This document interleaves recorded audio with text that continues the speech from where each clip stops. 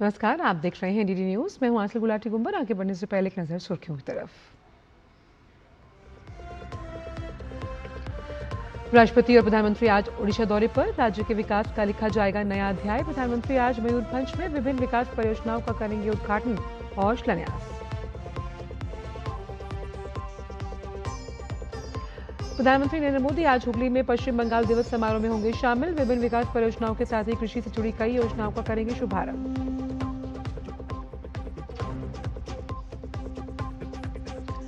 NEET UG 2024 के रविवार को होने वाले री एग्जाम से पहले प्रशासन मुस्तैद। एनटीए का देश भर में मॉक ड्रिल।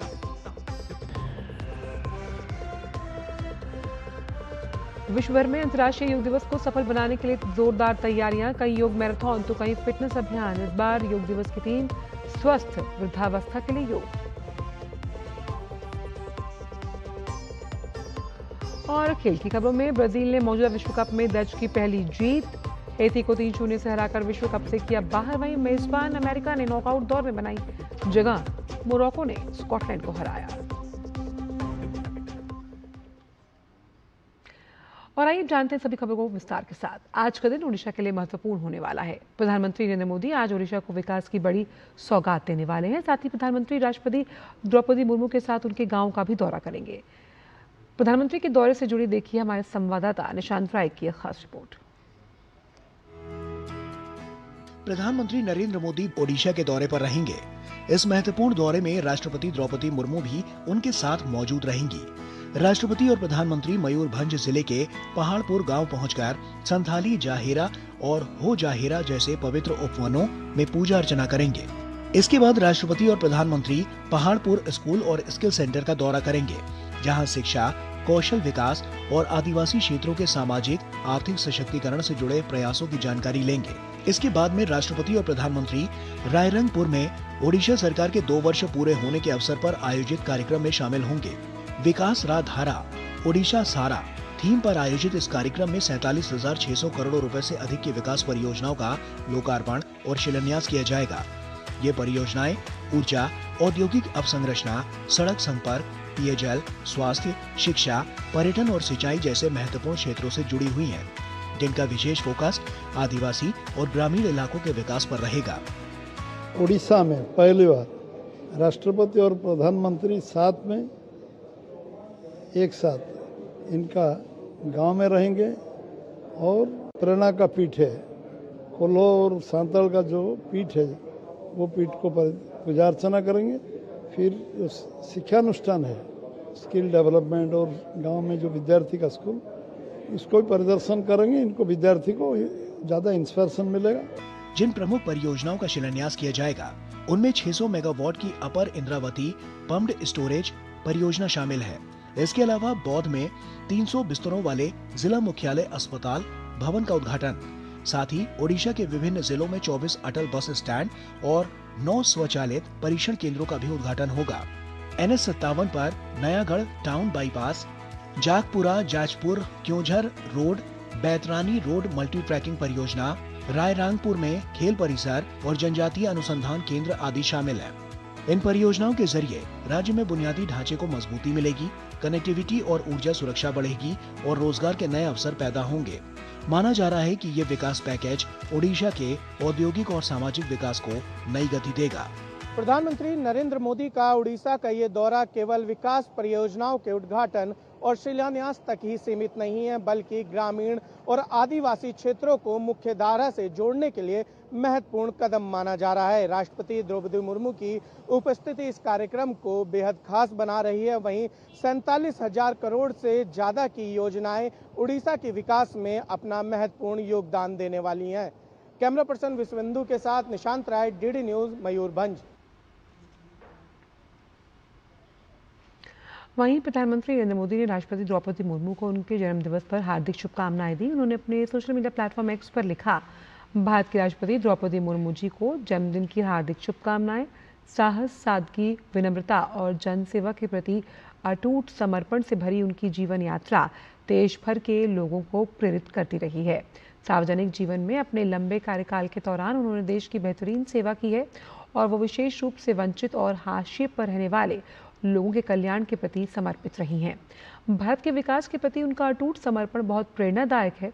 ईश्वर उन्हें देश की सेवा में लंबा और स्वस्थ जीवन प्रदान करे। मैं आज ओडिशा में होने वाले कार्यक्रम के लिए उनसे मिलने को उत्सुक हूँ।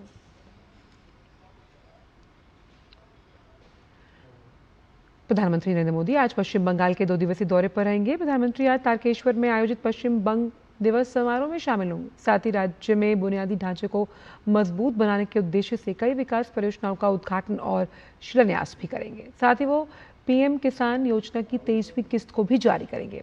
इसके तहत देश भर के 9 करोड़ 44 लाख से ज्यादा किसानों के खातों में 18,880 करोड़ रुपए से ज्यादा की राशि सीधे आएगी। दिखाते हैं आपको विशेष रिपोर्ट के जरिए। पश्चिम बंगाल को विकास की नई सौगात देने के लिए प्रधानमंत्री नरेंद्र मोदी राज्य के दौरे पर पहुंचेंगे। हुगली जिले के तारकेश्वर में प्रधानमंत्री पश्चिम बंगाल दिवस समारोह में हिस्सा लेंगे। इस वर्ष समारोह की थीम है पश्चिम बंगाल विरासत, सौहार्द और विकास। इस मौके पर प्रधानमंत्री रेलवे, कृषि, ग्रामीण विकास, मत्स्य पालन और पशुपालन से जुड़े कई महत्वपूर्ण परियोजनाओं का उद्घाटन, लोकार्पण और शिलान्यास करेंगे। साथ ही वे पीएम किसान योजना की 23वीं किस्त भी जारी करेंगे। इसके तहत देश भर के 9 करोड़ 44 लाख से अधिक किसानों के खातों में 18,880 करोड़ रुपए से ज्यादा की राशि सीधे भेजी जाएगी। वहीं पश्चिम बंगाल के 45 लाख से अधिक किसानों को 900 करोड़ रुपए से ज्यादा का लाभ मिलेगा। इस धरती पर देवादिदेव महादेव तारकेश्वर बाबा है और इस धरती पर पहला श्यामा प्रसाद मुखर्जी जी, उन्होंने सपना देखा था इस बंगाल पश्चिम बंगाल होकर भारत से जुड़ेगा। सबका साथ, सबका विकास, सबका हिसाब भी होगा। बहुत सारा फायदा मिलेगा। जो कॉन्स्टिट्यूंसी है सींगूर से लेकर तारकेश्वर लेकर होरीपल से लेकर आरामबाग तक रेल से जुड़ा हुआ जो कॉरिडोर है, उससे लेकर बाबा तारकनाथ धाम है, उससे लेकर जो किसान भाई है, उससे लेकर बहुत चीज मिलेगा। कृषि क्षेत्र को मजबूत बनाने के लिए प्रधानमंत्री फसल बीमा योजना, डिजिटल एग्रीकल्चर मिशन के तहत एग्री स्टैक, राष्ट्रीय प्राकृतिक खेती मिशन और प्रधानमंत्री धन धान्य कृषि योजना जैसी महत्वपूर्ण पहलों की भी शुरुआत करेंगे। मत्स्य पालन और पशुपालन क्षेत्र को बढ़ावा देने के लिए प्रधानमंत्री दक्षिण 24 परगना के फ्रेजरगंज फिशिंग हार्बर के आधुनिकीकरण परियोजना और बीरभूम के सैंथिया में नए मछली बाजार का उद्घाटन करेंगे। इसके अलावा नदिया जिले के हरिण घाटा में बकरियों के लिए क्षेत्रीय वीर्य उत्पादन प्रयोगशाला और सीमेंट बैंक का भी उद्घाटन किया जाएगा। पूर्वी भारत की ये अपनी तरह की पहली आधुनिक सुविधा है जो पशुधन की नस्ल सुधार और उत्पादकता बढ़ाने में मदद करेगी। डबल इंजन का सरकार के चलते ही फायदा मिलेगा। ये पहले क्या था, केंद्र का योजना आता था, यहाँ बंगाल के जो तृणमूल सरकार थी वो उसको बंद करवाने में लगी रहती थी। आयुष्मान योजना हो, किसान सम्मान निधि हो, ग्रामीण सड़क योजना हो, कोई भी योजना हो, वो योजना बंगाल के आम जनमानुष को ना मिले, इसका पूरा पावर लगा देती थी पिछले बंगाल की सरकार, ममता बनर्जी की सरकार। रेलवे क्षेत्र में लगभग 590 करोड़ रुपए की परियोजनाओं को भी राष्ट्र को समर्पित किया जाएगा। इनमें सांक्राइल सांतरागाछी लिंक लाइन, हावड़ा में 300 बेड वाला नया रेलवे अस्पताल और पूर्वी मेदिनीपुर में एक रोड ओवर ब्रिज शामिल है। ग्रामीण संपर्क को बेहतर बनाने के लिए पीएम मोदी प्रधानमंत्री ग्राम सड़क योजना के तहत 49 सड़क परियोजनाओं का उद्घाटन करेंगे। 315 किलोमीटर से अधिक लंबी ये सड़कें गांवों को बेहतर कनेक्टिविटी देंगी, लोगों की बाजारों और जरूरी सेवाओं तक पहुंच आसान बनाएगी और रोजगार के नए अवसर पैदा करेंगी। इन परियोजनाओं के जरिए पश्चिम बंगाल के विकास को नई गति मिलने के साथ साथ विकसित पश्चिम बंगाल और विकसित भारत के संकल्प को भी मजबूती मिलेगी। किसानों के कल्याण, बेहतर बुनियादी ढांचे और ग्रामीण विकास पर खास जोर के साथ प्रधानमंत्री नरेंद्र मोदी का ये दौरा पश्चिम बंगाल के विकास को नई गति देने वाला माना जा रहा है। साथ ही ये विकसित भारत के संकल्प को मजबूत करने की दिशा में एक महत्वपूर्ण कदम भी है। कैमरा पर्सन मोहन मुकुर शर्मा और उत्तम सिंह के साथ मैं तापस भट्टाचार्य, डीडी न्यूज, तारकेश्वर, पश्चिम बंगाल। प्रधानमंत्री नरेंद्र मोदी ने पश्चिम बंगाल दौरे को लेकर सोशल मीडिया प्लेटफॉर्म एक्स पर लिखा है कि मैं आगामी 2 दिन 20 और 21 जून को विभिन्न कार्यक्रमों में भाग लेने के लिए पश्चिम बंगाल में रहूंगा। 20 जून का दिन विशेष रूप से महत्वपूर्ण है क्योंकि इस दिन पश्चिम बंगाल दिवस मनाया जाएगा। ये कार्यक्रम हुगली जिले के तारकेश्वर में आयोजित होगा। ये स्थान डॉक्टर श्यामा प्रसाद मुखर्जी और पश्चिम बंगाल की संस्कृति के संरक्षण के लिए उनके प्रयासों से जुड़ी समृद्ध विरासत के कारण ऐतिहासिक महत्व रखता है। तारकेश्वर में विभिन्न विकास परियोजनाओं का उद्घाटन भी किया जाएगा। 21 जून को कोलकाता में अंतर्राष्ट्रीय योग दिवस का कार्यक्रम आयोजित किया जाएगा। कोलकाता में इस आयोजन के होने से मुझे अत्यंत प्रसन्नता है। योग दिवस कार्यक्रम के बाद मैं एक अन्य समारोह में भी शामिल होऊंगा जिसमें स्वदेशी डिजाइन से निर्मित 3 युद्धपोतों का जल अवतरण किया जाएगा। ये है INS दुनागिरी, INS संशोधक और INS अग्रय। ये युद्धपोत देश की समुद्री सुरक्षा को और मजबूत करेंगे। साथ ही ये रक्षा क्षेत्र में आत्मनिर्भरता के हमारे संकल्प को भी सशक्त रूप से प्रदर्शित करेंगे।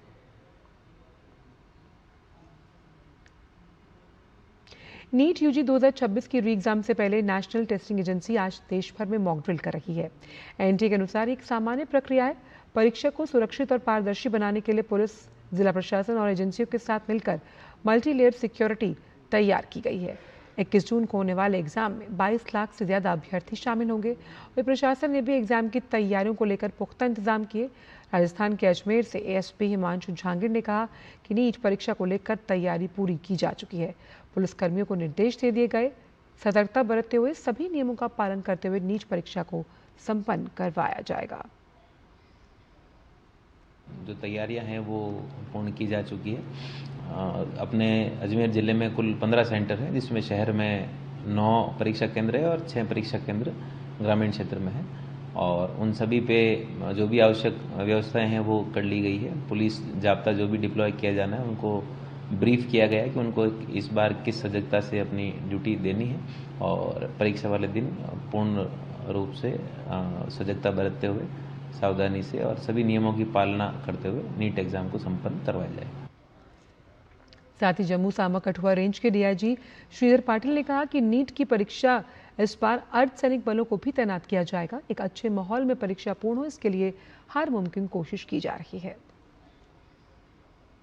इस बार जम्मू कश्मीर पुलिस के साथ साथ अर्धसैनिक बलों को भी डिप्लॉय किया जा रहा है और बहुत अच्छे माहौल में एग्जाम हो, इसके लिए जो हर मुमकिन कोशिश की है।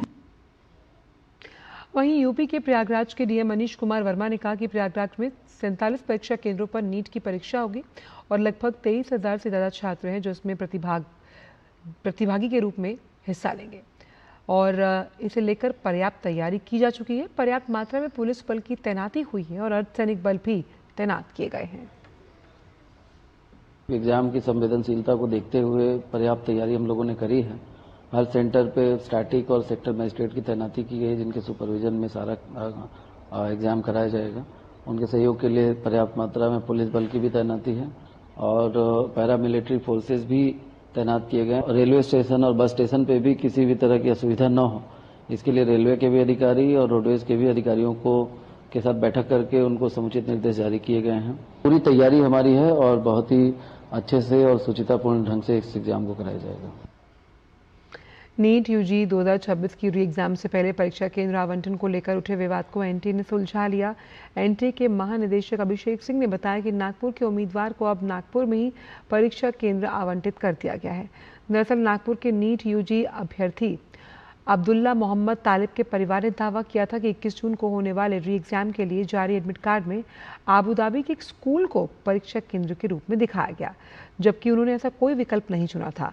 परिवार की शिकायत के बाद एनटीए ने मामले में हस्तक्षेप किया और अब उम्मीदवार को नागपुर में ही परीक्षा केंद्र आवंटित कर दिया गया। री नीट यूजी परीक्षा से पहले एक भ्रामक वीडियो सोशल मीडिया पर वायरल हो रहा है, जिसमें री नीट यूजी 2026 की बुकलेट का पैकेट खोला जा रहा है। पीआईबी फैक्ट चेक ने इन दावों को फर्जी बताते हुए स्पष्ट किया कि छात्र री नीट पेपर लीक के फर्जी दावों के झांसे में न आए।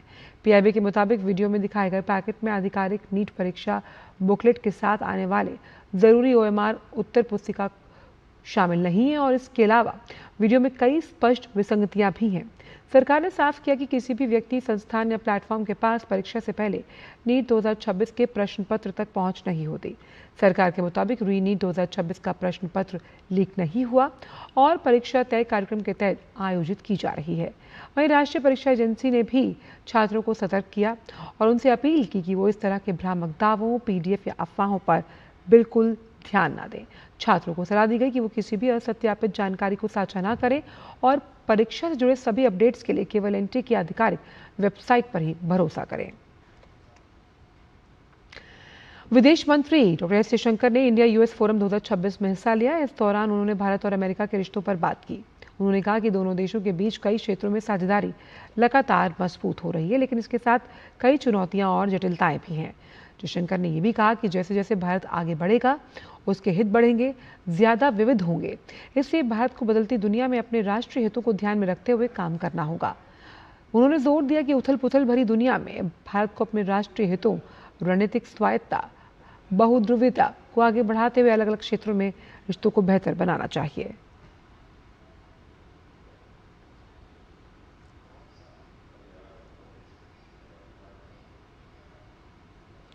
संयुक्त राष्ट्र में आर्टिफिशियल इंटेलिजेंस पर एक महत्वपूर्ण इंटरैक्टिव डायलॉग का आयोजन किया गया। इसमें संयुक्त राष्ट्र में भारत के स्थायी प्रतिनिधि पी हरीश ने देश का पक्ष रखा। उन्होंने कहा कि एआई आज तेजी से दुनिया को बदल रहा है, इसलिए ऐसे वैश्विक सहयोग की जरूरत है जिसमें सभी देशों की भागीदारी हो। भारत चाहता है कि एआई का विकास सुरक्षित तरीके से हो और इसका फायदा सभी लोगों तक पहुंचे। भारत को उम्मीद है कि पैनल एआई पर अंतर्राष्ट्रीय सहयोग में सार्थक योगदान देगा। वहीं नई दिल्ली में आयोजित इंडिया एआई इम्पैक्ट समिट 2026 में व्यक्त किए गए विजन को आगे बढ़ाएगा। ग्लोबल साउथ में आयोजित पहले वैश्विक एआई शिखर सम्मेलन के रूप में इस सम्मेलन ने यह सुनिश्चित करने के महत्व पर जोर दिया कि एआई के लाभ सभी देशों तक पहुंचे और विकासशील देश केवल एआई तकनीकों के उपभोक्ता ना हो, बल्कि एआई गवर्नेंस के भविष्य को आकार देने में सक्रिय भागीदार बने। India looks forward to the panel making a meaningful contribution to international cooperation on AI and to advancing the vision articulated at the India AI Impact Summit 2026 held in New Delhi. As the first global AI summit hosted in the Global South, the summit underscored the importance of ensuring that the benefits of AI are accessible to all countries and that developing countries are not merely consumers of AI technologies, but in fact active participants in shaping the future of AI governance. In this regard, the Independent International Scientific Panel can play an important role by providing the objective, evidence-based scientific foundation needed to support informed global discussions and to ensure that AI governance frameworks are inclusive, development-oriented, and fully responsive to the needs and priorities of the Global South. और वक्त फिर से break का, देखते रहिए DT news.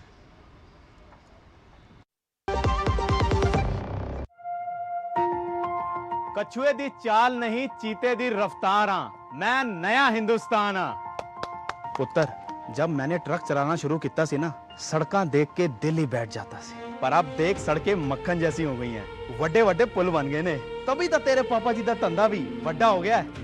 ले पुत्र, हुन तू खेल। 12 साल स्पीड और स्केल के, 12 साल विश्वास के, विकास के, जन कल्याण के।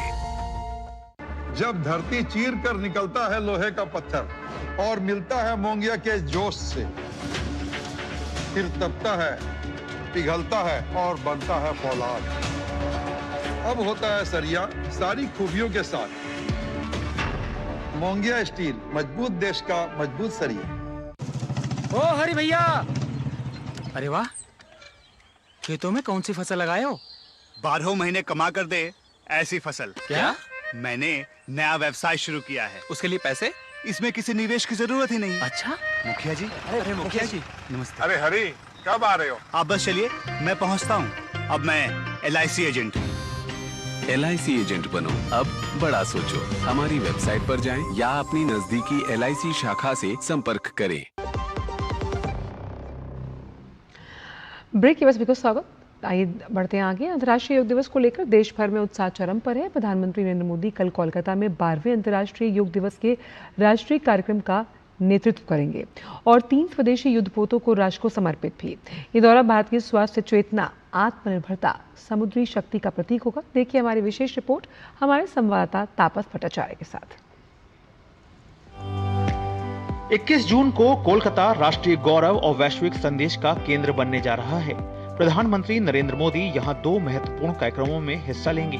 पहला 12वां अंतर्राष्ट्रीय योग दिवस समारोह, वहीं दूसरे कार्यक्रम में प्रधानमंत्री कोलकाता के श्यामा प्रसाद मुखर्जी बंदरगाह पर स्वदेशी रूप से डिजाइन और निर्मित 3 नौसैनिक जहाजों INS दूनागिरी, INS संशोधक और INS अग्रय का शुभारंभ करेंगे। सबसे पहले पीएम मोदी कोलकाता के रेड रोड से 12वें अंतर्राष्ट्रीय योग दिवस के राष्ट्रीय आयोजन का नेतृत्व करेंगे। प्रधानमंत्री सभा को संबोधित करेंगे और हजारों योग अभ्यासकर्ताओं के साथ कॉमन योग प्रोटोकॉल सत्र में भाग लेंगे। अंतर्राष्ट्रीय योग दिवस 2026 का विषय स्वस्थ वृद्धावस्था के लिए योग, शारीरिक स्वास्थ्य, मानसिक कल्याण, भावनात्मक दृढ़ता, सक्रिय वृद्धावस्था को बढ़ावा देने में योग की भूमिका पर प्रकाश डालता है, जिससे जीवन की गुणवत्ता में सुधार होता है। ये विषय विशेष रूप से जीवन प्रत्याशा में वृद्धि और स्वस्थ, सक्रिय और गरिमापूर्ण वृद्धावस्था पर बढ़ते जोर के इस युग में प्रासंगिक है। भारत की पहल पर वर्ष 2015 में संयुक्त राष्ट्र द्वारा शुरू किया गया ये अभियान आज वैश्विक जन आंदोलन बन चुका है। इसके बाद प्रधानमंत्री श्यामा प्रसाद मुखर्जी पोर्ट में 3 अत्याधुनिक स्वदेशी नौसैनिक प्लेटफॉर्म INS दूनागिरी, INS संशोधक और INS अग्रह को भारतीय नौसेना में शामिल करेंगे। भारतीय नौसेना के वॉरशिप डिजाइन ब्यूरो द्वारा डिजाइन और कोलकाता स्थित garden reach ship builders and engineers द्वारा निर्मित ये जहाज भारत की बढ़ती समुद्री क्षमता और रक्षा क्षेत्र में आत्मनिर्भरता का प्रतीक है। 75% से अधिक स्वदेशी सामग्री और 200 से अधिक MSME के योगदान से बने ये जहाज देश की समुद्री सुरक्षा और निगरानी क्षमता को नई मजबूती देंगे। एक और योग के माध्यम से स्वस्थ और संतुलित जीवन का वैश्विक संदेश, तो दूसरी ओर स्वदेशी युद्धपोतों के जरिए मजबूत होती भारत की समुद्री शक्ति। प्रधानमंत्री नरेंद्र मोदी का कोलकाता दौरा भारत के बढ़ते वैश्विक प्रभाव, आत्मनिर्भरता और विकास के संकल्प को नई पहचान देता है। कैमरा पर्सन मोहन मुकुट शर्मा और सुनील राणा के साथ मैं तापस भट्टाचार्य, दूरदर्शन समाचार, कोलकाता। और वहीं 12वें अंतर्राष्ट्रीय योग दिवस 2026 से पहले देश भर में योग को लेकर अभूतपूर्व उत्साह देखने को मिल रहा है। इस बार के योग दिवस को लेकर देश भर में उत्साह बढ़ता हुआ नजर आ रहा है, क्योंकि योग संगम पोर्टल पर रिकॉर्ड तोड़ पंजीकरण हुए हैं। करीबन 6 लाख संगठन जो है उन्होंने अपना रजिस्ट्रेशन करवाया है और इस रजिस्ट्रेशन में सबसे आगे निकला है बंगाल। देश भर के हजारों स्थानों पर योग से जुड़े हुए आयोजन किए जा रहे हैं। देश के कोने कोने तक ये डिजिटल नेटवर्क जो है वो फैला है योग संगम के माध्यम से। 778 जिलों तक योग संगम की पहुंच सुनिश्चित हुई है और 3 लाख से ज़्यादा संस्थानों ने भागीदारी की है इस बार के योग दिवस में। लगभग 2 लाख शैक्षणिक संस्थानों में रजिस्ट्रेशन हुआ है और NGOs के साथ साथ जो प्राइवेट इंस्टीट्यूशंस है वो भी सक्रिय इस बार नजर आ रहे हैं योग दिवस की तैयारियों में। पोर्टल की वजह से आयोजन और समन्वय बिठाना और आसान रहा। इस बार के योग दिवस की थीम स्वस्थ वृद्धावस्था है। वहीं जन भागीदारी से योग अब एक वैश्विक आंदोलन का रूप ले चुका है। योग दिवस के इतिहास पर अगर हम नजर डालें तो प्रधानमंत्री ने 2014 में इसका प्रस्ताव रखा था और 11 दिसंबर 2014 को UNGA ने इस प्रस्ताव को मंजूरी दी थी। 21 जून को अंतर्राष्ट्रीय योग दिवस की घोषणा की गई। 2015 में पहला अंतर्राष्ट्रीय योग दिवस मनाया गया था, जहां दिल्ली के राजपथ पर एक बड़ा आयोजन भव्य तौर पर किया गया। 35,000 से ज्यादा लोगों ने योग अभ्यास किया था उस समय। अंतर्राष्ट्रीय योग दिवस की थीम्स पर अगर नजर डालें तो 2015 में सद्भाव और शांति के लिए योग की थीम रखी गई थी। एक साल आगे बढ़ते हुए सतत विकास यानी कि सस्टेनेबल डेवलपमेंट से कैसे आप अपने लक्ष्यों की प्राप्ति कर सकते हैं, ये योग की थीम थी। 2017 में आप अपने स्वास्थ्य को कैसे बेहतर बना सकते हैं, उसके लिए योग कैसे किया जाए, ये थीम रखी गई थी। 2018 में शांति के लिए कैसे योग किया जा सकता है। 2019 में आपके हृदय यानी कि दिल के लिए योग कितना ज़रूरी और सकारात्मक प्रभाव डालता है। 2020 की अगर बात की जाए तो घर पर योग कैसे किया जाए और परिवार के साथ आप योग कैसे कर सकते हैं, उस पर आधारित थी थीम। 2021 जन कल्याण के लिए योग कैसे हो सकता है, ये थीम 2021 में रखी गई। 2022 ह्यूमैनिटी के लिए यानी कि मानवता को आधार बनाते हुए कैसे आप योग करते हैं। 2023 वसुधैव कुटुंबकम की भावना को लेते हुए योग कैसे आपको आगे लेकर चलता है, ये थीम रखी गई थी। 2024 में खुद के लिए और समाज के लिए योग कितना महत्वपूर्ण है, ये थीम रखी गई थी। 2025 में एक पृथ्वी एक स्वास्थ्य के लिए योग कितना ज़रूरी है और 2026 स्वस्थ वृद्धावस्था के लिए योग कितना इम्पोर्टेंट है, ये थीम रखी गई है। अंतर्राष्ट्रीय योग दिवस से पहले जम्मू कश्मीर के श्रीनगर में योग का एक अनोखा और आकर्षक नज़ारा देखने को मिला। पोखरीबल झील में वाटर स्पोर्ट्स खिलाड़ियों ने पानी के बीच फ्लोटिंग योग का अभ्यास किया। योग दिवस के उत्सव की शुरुआत इस विशेष कार्यक्रम में जो आयोजन किया गया, खिलाड़ियों ने झील की सतह पर संतुलन बनाते हुए विभिन्न योगासन किए। योग और वाटर स्पोर्ट्स के इस अनूठे संगम ने सभी का ध्यान आकर्षित किया।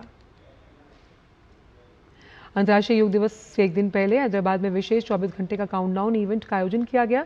इस कार्यक्रम का नेतृत्व केंद्रीय मंत्री जी किशन रेड्डी ने किया, जबकि तेलंगाना के राज्यपाल शिव प्रताप शुक्ला मुख्य अतिथि के रूप में शामिल हुए। कार्यक्रम के दौरान केंद्रीय मंत्री जी किशन रेड्डी ने राज्यपाल शिव प्रताप शुक्ला का आत्मीय स्वागत और अभिवादन किया। योग दिवस के एक दिन पहले आयोजित इस विशेष आयोजन का उद्देश्य आम जन में योग के प्रति जागरूकता बढ़ाना और ज्यादा से ज्यादा लोगों को योग को अपनी दिनचर्या में शामिल करने के लिए प्रेरित करना था। वहीं उत्तर प्रदेश की राजधानी लखनऊ के केडी सिंह बाबू स्टेडियम में विशेष योग शिविर का आयोजन हुआ, जिसमें प्रदेश के उप मुख्यमंत्री ब्रजेश पाठक ने हिस्सा लिया। इस अवसर पर उन्होंने लोगों से योग को अपने दैनिक जीवन का हिस्सा बनाने के लिए अपील की। वहीं न्यूयॉर्क स्थित संयुक्त राष्ट्र मुख्यालय में भी अंतर्राष्ट्रीय योग दिवस का आयोजन किया गया। इस अवसर पर आयोजित विशेष योग सत्र में विभिन्न देशों के प्रतिनिधियों और संयुक्त राष्ट्र समुदाय के सदस्यों ने भाग लेकर योग अभ्यास किया, स्वस्थ, संतुलित और सकारात्मक जीवन शैली का संदेश दिया। प्रतिभागियों ने योग को शारीरिक, मानसिक और आध्यात्मिक कल्याण का प्रभावी माध्यम बताते हुए इसकी वैश्विक स्वीकार्यता और महत्व पर जोर दिया। यह आयोजन योग के सार्वभौमिक संदेश यानी स्वास्थ्य, सद्भाव, शांति और मानव कल्याण को वैश्विक मंच पर और अधिक मजबूती के साथ प्रस्तुत करने का प्रतीक बना। और फिलहाल समाचारों में इतना ही। दीजिए अनुमति। नमस्कार।